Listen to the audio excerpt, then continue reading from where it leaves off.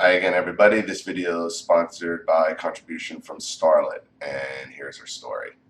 Ollie, thank you so much for your videos. You did know the past is not the past when confronting the narcissist for me. You gave me tremendous clarity on that email exchange with my sister. Thank you from the very bottom of my heart. Please read my story. I am sorry it's so long. Hopefully I can get some insight on what has happened to me. The names and places are fictional, so no worries about reading them aloud. My husband James and I moved to a little coastal town called Roque Bluffs in Maine last April. We have both always loved the ocean, me especially. It has been my dream to live on the coast for the past 30 years. So over a decade, we planned to move from Charlotte, North Carolina to the coast of Maine. We could have moved a lot sooner. What kept us in Charlotte was my son Henry. I shared custody with him with his dad Norman. I wanted to be sure to stay and see Henry grow up before we moved. Guess before I get into it, I need to provide a little bit of background. I married Norman 20 years ago at Mecklenburg County Courthouse. I had zero self-esteem, not to mention I was tremendously naive. I believed all his lies. Now that I think about it, I wish I could have kept one of the pictures of me when we were exchanging our marriage vows because I looked like a deer in the headlights. I remember my eyes the most. They were wide with what actually looked like terror. But I was wearing my cute white sweater from Shopko, and all 7 of Norman's brothers and sisters said I looked really happy and pretty, so I believed them. I believed what others told me over my own inner voice that was screaming to leave, save yourself. I smashed that voice down and made it as quiet as possible. And that voice went to sleep. I got pregnant. It was planned. Almost exactly a year later, I had one child, a son. I am so grateful I only had one. If I could go back and do things again, I would not have had any. When Henry was 2 years old, I found out Norman had been having an affair with a woman barely out of her teens. I stayed in the marriage for 1 more year after I found out about it. How I found out about the affair is a nurse called me with my yearly Pap results. She told me I had chlamydia. I confronted him about it, and he fessed up to the affair. He said he was sorry and it would never happen again. Think about our son Henry. So I believed he was sorry that he would never hurt me again, and I honestly did think it would be the best thing for Henry if we stayed together. Children need both their parents, right? These sort of ideas never work out. Norman started another relationship, this time with a married woman that he met at a hamburger stand. Classy, right? That it was for me. That was it for me. I moved in with my sister. I was a stay-at-home mom at the time. I had no job, no money. Norman would not let me take my son with me because I had no income to take care of our son. He also convinced me that we would work out custody arrangements in the fairest way possible for Henry. I was so weak and stupid I actually believed him. I did not realize it at the time, but I was in for a very long and expensive fight in court that I would never win. After years of legal fighting back and forth, I received visitation with my son every other weekend, and my ex was awarded primary custody. I want to fast forward a bit. Henry turned 16 in 2014. Around that time, he was charged with 8 misdemeanors and 1 felony. All of his charges were malicious injury to property, in other words, vandalism on steroids, at different places in close proximity to where he lives with his dad. Side note, Norman refused to live in the same county as me. He always made certain there was as much distance between households as he could get away with.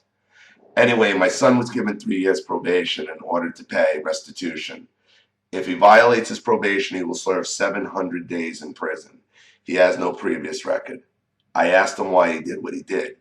He said because it gave me a rush. This really scared me. I begged Norman to let us take him to a therapist. In our divorce decree, it states that for any type of psychological care, both parents must sign off on it. Norman refused. He said he did not believe a therapist would help. Of course he refused, because he knows he's the source of the problem. He knows he's the source of the problem. That's why he would deny therapy. If I tried to take Henry to see someone without his father's permission, I would be charged with contempt. So I called the prosecutor and asked him to strongly suggest the judge order counseling. It was never ordered. At this point, here is what I was feeling. Utter rage and heartbreak at my 16-year-old son for making such destructive, scary, and stupid choices. Just plain rage at my ex for allowing it to happen on his watch. Helplessness and worthlessness as a mother. My hands were tied all of Henry's life. I could not free them up to help him no matter what I did. I trusted that the courts could help me get more time with Henry. They turned out, quite frankly, to be worthless pieces of fucking shit. James and I had hired a really good attorney who worked on behalf of us and my son for multiple years. This cost thousands of dollars.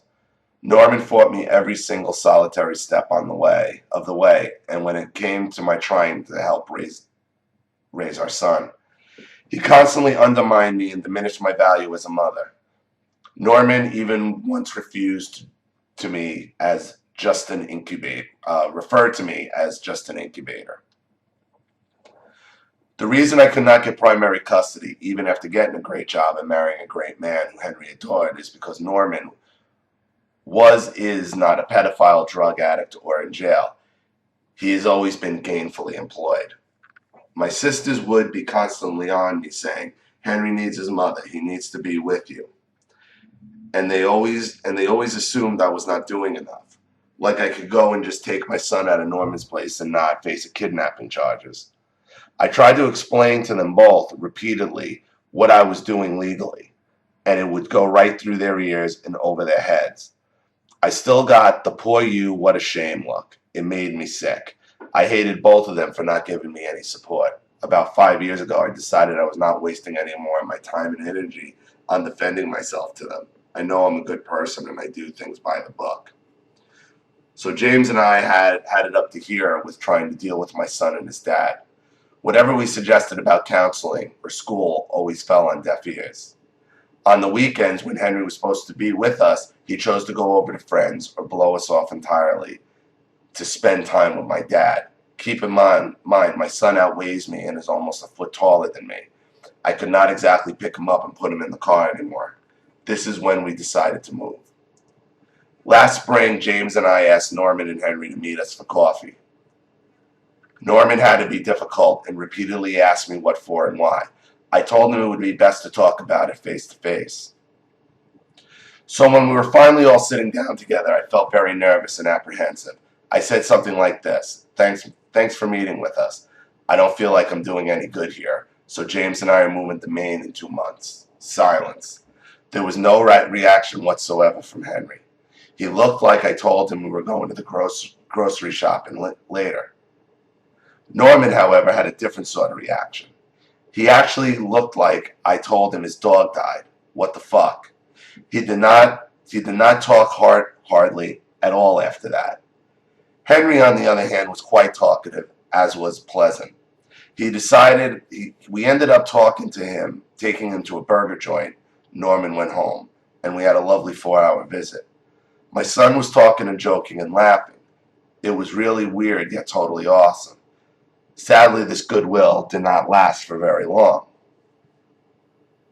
I'll tell you why your ex-husband looked like his dog had died. Because he saw you were giving up and moving on to Maine, and he wasn't going to have his supply to screw with you anymore. And he saw all that slipping away in front of him, and he didn't like it. A week later, all 4 of us got together again, this time for dinner. It would be the last time I would see Norman, which was quite fine with me. This dinner, which I call in my mind the Last Supper, was full of awkwardness and underlying malice coming from both my son and his father. I could feel how much things had changed. It was not a pleasant experience at all. After dinner, Henry asked me for a piece of gun, so I handed him my pack. He took 4 pieces without asking and smirked at me. I decided that was not the hill I wanted to die on, so I said nothing. Then, when we were all standing in the parking lot saying our goodbyes, I tried giving Henry a hug. Norman made a comment about Henry having an old lady hug him in the restaurant parking lot. I protested I was not old. I'm 42 years old. And he replied back, "You're not that young either. Fucker and good riddance." Then the day came. I felt schizophrenic. Half of me was absolutely torn up over the loss of my relationship with my son. The other half of me was euphoric. I was moving to a place I had dreamed of for so long with my husband, who was also my very best friend. I felt broken yet whole. When it comes to being a parent, I don't think society is totally responsible for putting the belief in our minds that our children mean the world to us. Biology is also responsible, if not more. I knew in my brain I had done everything I possibly could, given my circumstances, to be a good mother. The trouble was convincing my heart and my spirit. Logic and reason were at horribly bloody war with them, and there was no winner. What won instead was rage and dark sadness. The first 3 months of living in Roque Bluffs did not feel real to me. I felt like at any moment we would have to drive back to Charlotte. We had vacationed in Roque Bluffs many times throughout the years, and when it came time to drive back home, I always felt sad and apprehensive. Yes, Charlotte was my home, yet it wasn't. I felt deep down inside that it was temporary. A long-term kind of temporary, but all the same temporary. Now I was where I always wanted to be, yet I felt such a horrible heaviness, even a guilt about having to be in a place I had dreamed of for so long. All because of how I felt about Henry. I told James one day how I wanted to walk into the waves, he asked, and not come back, and I said yes. What I was feeling those first few months after the move was a tremendous heaviness in my chest. My spirit ached, the loss of my relationship with my son was suffocating me. The beautiful blues and greens around me looked gray and hazy. I would be in the middle of something, anything, then suddenly my son's angry, cruel words to me would slice into my thoughts. What? I read somewhere that having a child is like having your heart walk around outside your body. My heart was instead crushed and decaying. My heart felt as though it was ripped from my chest, beating and breathing and crying out in disbelief over what happened. My mind could not wrap itself around the fact that my own flesh and blood betrayed me. I could not stop constantly thinking that my son was not turning out to be productive, responsible, and a kind addition to society. No, I helped create just another remorseless parasite. This is what Henry's mother felt. This is what being Henry's mother felt like to me. James understood my pain, and I could see in his eyes that he did. He asked me a really simple yet critical question. How would drowning yourself change anything?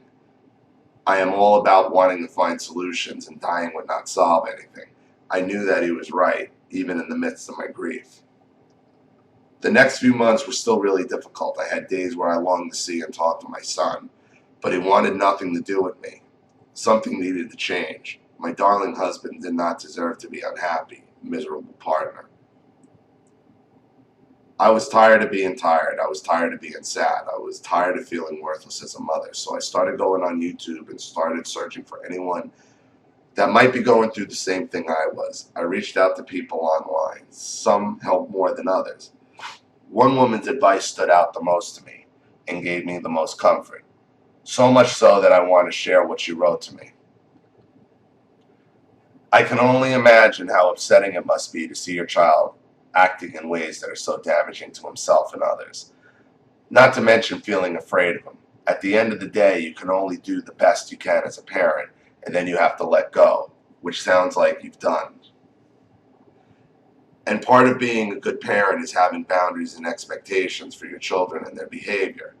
If he is upset that you won't bail him out, then tell him you are willing to risk him being upset with you because you love him, not because you don't. If you didn't care what kind of person he was turning out to be, then you'd always rescue him and cheat him out of learning the lessons that he needs to learn. And that it tears you up inside to see him act this way, and for him to be upset with you. But that you want him to be a good person, and you are doing what you think will help him to become one. It's important he is held accountable for his actions, and it's his fault that he has to suffer the consequences, not yours. Hopefully he will grow out of this kind of behavior. The human isn't fully formed till he's around 25. So there's hope. All you can do to continue to have clear boundaries with him so he doesn't abuse you too. Then love him from a place where you can feel safe and sane. After doing a lot of reflecting, I have realized a few things. I was unrealistically positive when it came to my son. I do not trust my own instincts and interpretations of events. This led me to be absolutely and completely unprepared for the realities I had to face. I suffered a great deal of cognitive dissonance. Even with all the little signs that led up to Henry's recent crime spree, like bad grades throughout his entire academic career, spray painting another child's bike 6 years ago, constantly lying about small things, attempting to sabotage his father's marriage. I can go on and on. Even with all these signs, I still remain positive and hopeful. And I know a part of me was in complete denial about what was happening.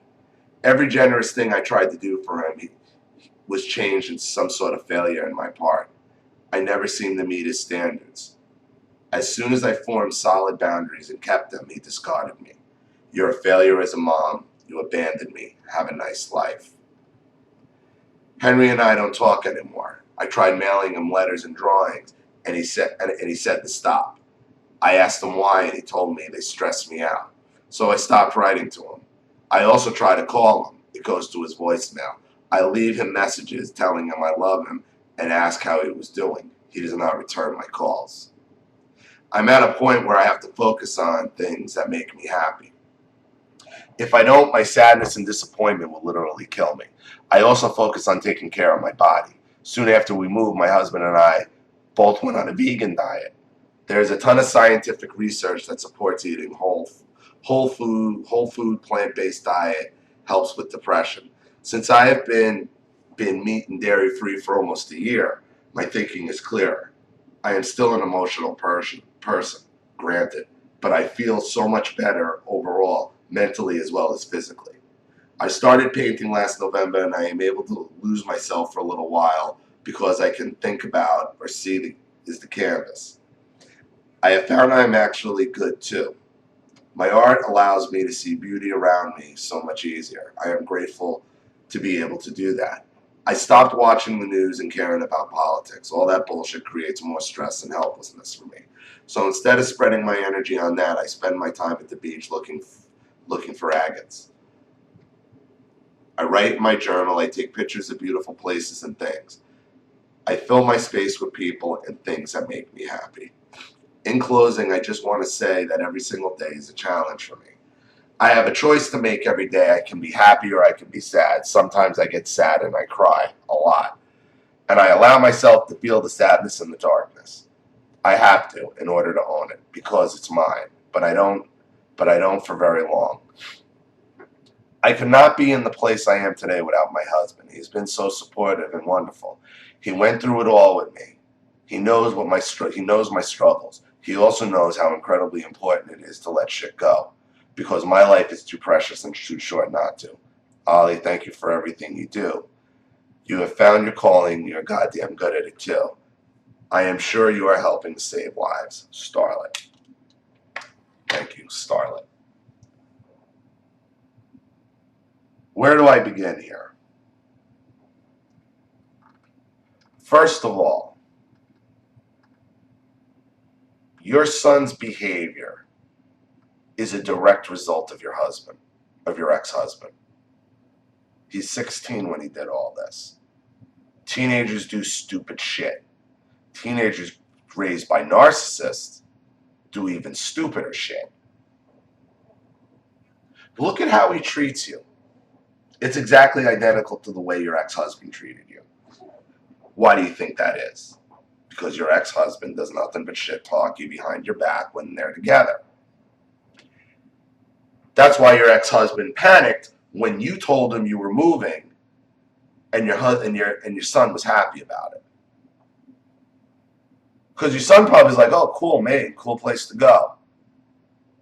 All right, till his father got in his head at home, and then 2 weeks later, when you met for everything had changed. Why? Because his father kept up with the brainwashing. All your son's tactics, the vandalism, the spray painting other people's, but it all shows an entitlement and a cry for attention that his father never gave him.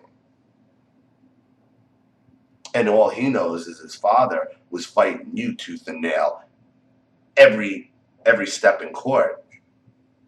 Okay, and listening to one side, listening to his father badmouth you. That's why he is where he is, not because you left. The dude gave you chlamydia.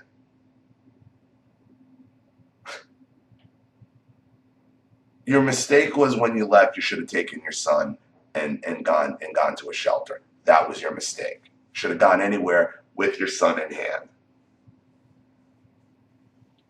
But your son's 16 when he's doing all this.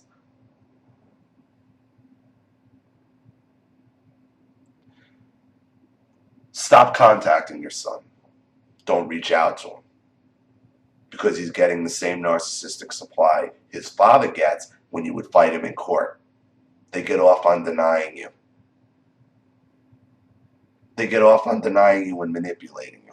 And I guarantee you, you stop texting him, you drop all contact from him for a while. And it might take a year, might take 2 years. But when he realizes, that's it, I'm done.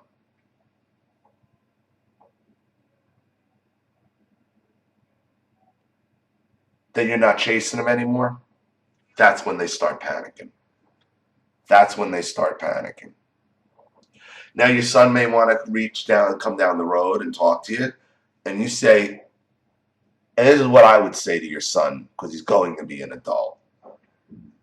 And I would say, I love you, I care about you, but you were abused by your father, you've been brainwashed by your father, and you need to see a therapist and learn about narcissism and personality disorders, because otherwise your life is going to be a train wreck.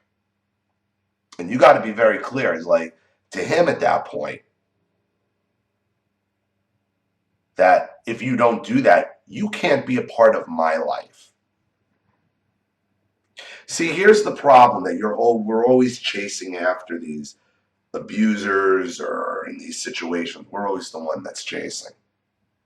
And that's why the narcissist denies us, because we chase. You got to stop chasing them.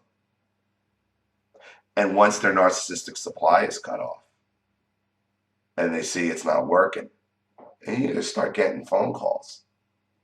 But the phone calls you're going to get originally are only another ruse to draw you back in and to reestablish the same old dynamic.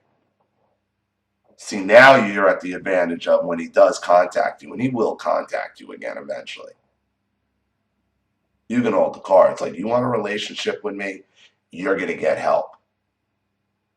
You're going to get help. Otherwise, I'm not going to have anything to do with you. And you got to be confident about that. You can't make it, and I disagree with what that woman said about learning life's lessons and all that, because a lot of that could sound like gaslighting. A lot of that, what she said with the life lesson, we've all heard those speeches. Everybody who watches my videos has heard those speeches. It's because, where it's for your own good and you don't understand. You don't want to do that. That, to me, is total gaslighting. At this point, you got to treat him like an adult and say, listen, your father screwed you up. You have an entitlement about you that was put into your head by your father. You have ideas about me, about how you can treat me, how you can respect me, how you can just brush me off at a moment's notice, and that was all put in there by your father. That will change. And you will get into help. You will find a therapist, because he's going to be 18. Like, you will find a therapist. You will learn about narcissism, and you will read about it, and you will see the exact tactics that your father pulled. And then we can work on a relationship. You're mad at me, I'm mad at you. And you got to make that clear. And at that point, if he's an adult, I would tell him, like, your father gave me chlamydia. And then he was banging a girl right out of high school. That's who your father is, first off, after you were born.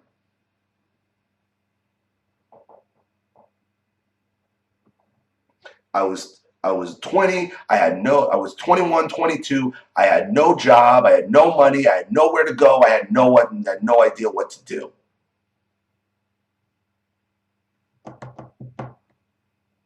And your father used every opportunity to manipulate the situation because he had money. And that's what happens in courts. And you got to make it clear to them. If you think there's justice in those child custody courts, you're sorely mistaken. It's a money game. And your father had all the money, and I didn't know what the hell to do at the time.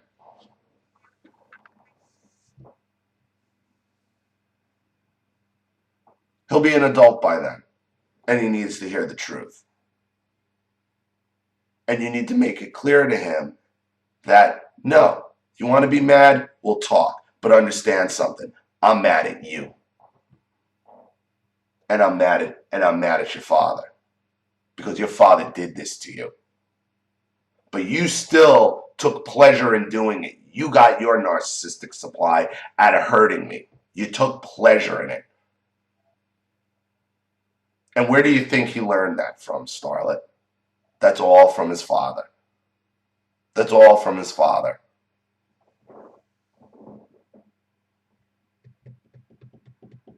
And now he's got a criminal record.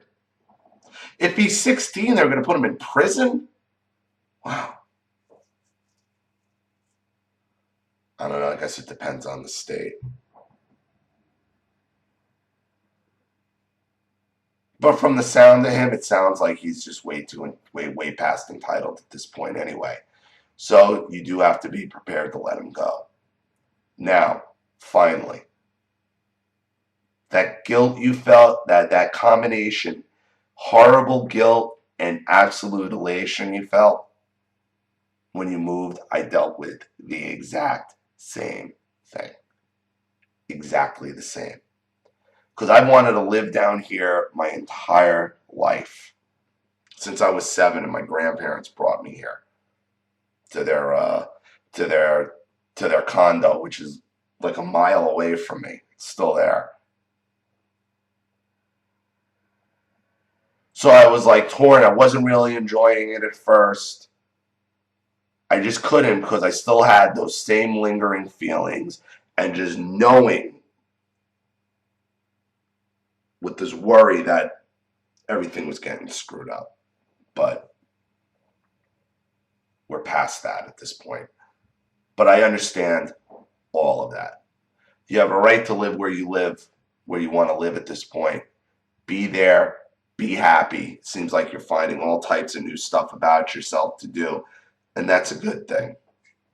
Do not reach out to your son again. And if you never hear from him again, and he ends up in prison, or God forbid worse, you weren't going to be able to walk. You weren't going to be the one to be able to walk in there and save him ever, ever, ever. They've sullied your name too bad. This is not possible. You got to play the cards that you've been dealt with now. Wait for him to come back. If you continue to chase after him, Narcissism is about power and control. That's why they always want to make us come back to them. It's control. It's power. You're falling into the same trap with your son. Don't do that. He'll come. He'll call eventually.